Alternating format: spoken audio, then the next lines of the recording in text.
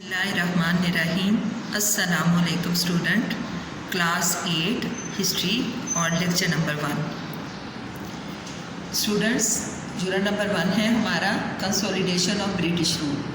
अब इसमें हमने क्या करना है, डिक्शनरी वर्क करना है। आप लोगों ने डिक्शनरी वर्क जैसे जैसे आप लोग पढ़ते जाएंगे, आपने रीडिंग करने के साथ साथ आप लोगों ने डिफ़िकल्ट वर्ड्स को जो है वो अंडरलाइन कर, डिक्शनरी वर्क को आप लोगों ने अंडरलाइन करते जाना है, उसके बाद उससे फाइंड आउट कर लेना है।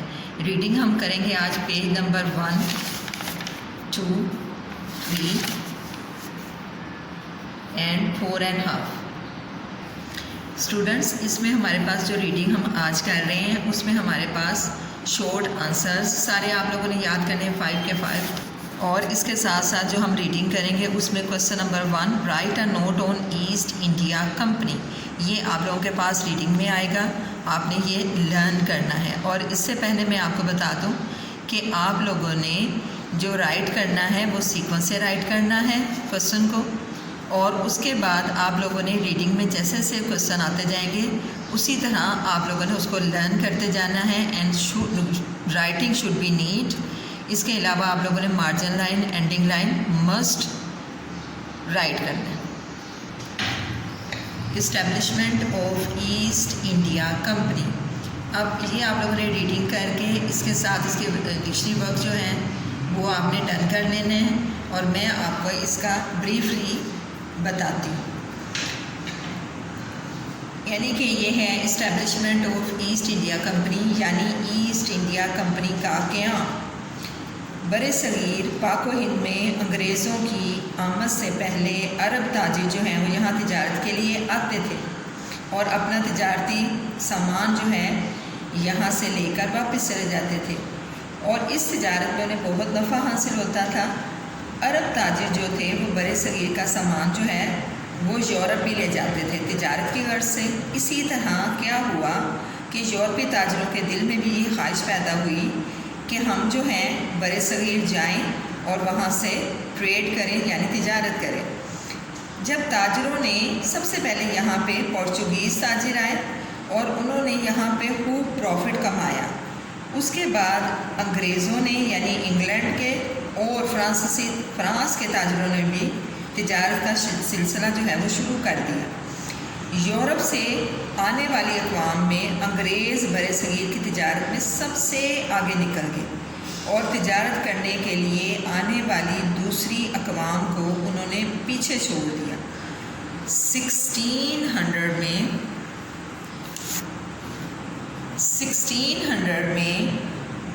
बरतानवी मलका एलिज़ाबेथ से कानूनी इजाज़तनामा हासिल करके अंग्रेज़ों ने इंडिया कंपनी की बुनियाद रखी, जिसका असल मकसद जो था वो बड़े सगीर से तिजारत करना था।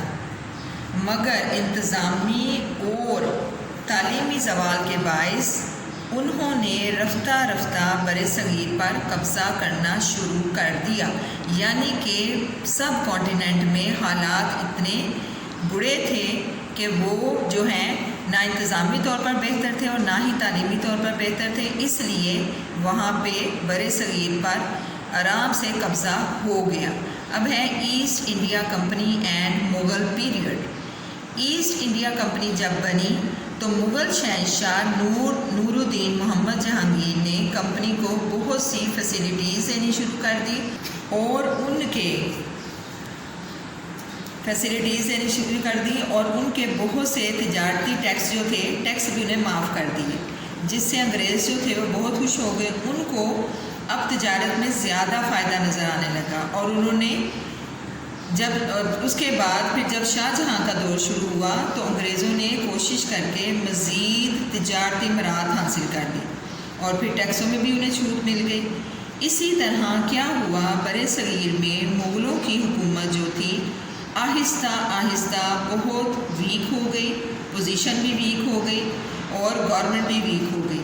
और उसके बाद जब औरंगज़ेब आया तो उसके बाद जितने भी बादशाह आए वो सारे के सारे बहुत कमज़ोर थे। उनका सल्तनत पर, उनका अपनी गवर्नमेंट पर कंट्रोल बिल्कुल नहीं था, اور انتظامی جو رسپانسبلٹیز تھیں وہ بھی ٹھیک نہیں تھی۔ اس طرح ملک میں ایک اندرونی خلفشار شروع ہو گیا جس کا انگریزوں نے بھرپور فائدہ اٹھایا، اور اس کے بعد جو آخری بادشاہ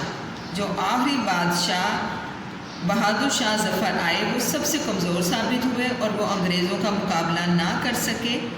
اس طرح 1857 کی جنگ آزادی کے بعد، یعنی کہ 1857 کی جنگ آزادی کے بعد انگریز پورے برصغیر کے حکمران بن گئے، اور اس کے بعد dissolution of East India Company and establishment of British rule. پھر کیا ہوا؟